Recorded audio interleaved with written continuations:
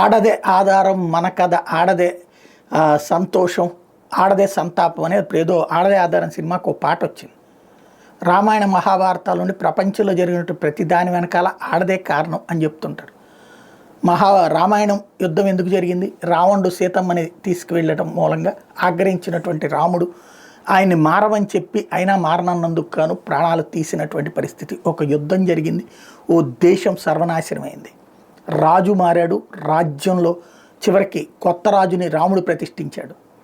అది ఆనాడు జరిగింది. అంటే ఆడదే ఆధారమైంది. అట్లాగే ద్రౌపది కంట తడి, ద్రౌపది శపథం మహాభారతానికి కారణమైంది. ప్రపంచంలోని అన్ని దేశాలు పార్టిసిపేట్ చేసిన తొలి యుద్ధంగా మాట్లాడుకునేటటువంటిది కురుక్షేత్రం జరిగినటువంటి అంశం. అదే కీలకం. ఆడదాన్ని అవమానించిన దానికి ప్రతీకారం అట్లాంటిది.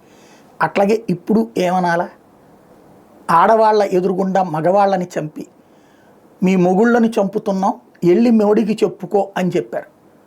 ఇది ఆడపడుచుల యొక్క ఆగ్రహం, ఆడపడుచుల యొక్క ఆవేదన, ఆడపడుచుల యొక్క శాపం. ఆ శాపపు ఫలం ఇప్పుడు తీవ్రవాదుల్ని వెంటాడింది. ఆ తీవ్రవాదులు పెంచి పోషించిన పాకిస్తాన్ని వెంటాడింది.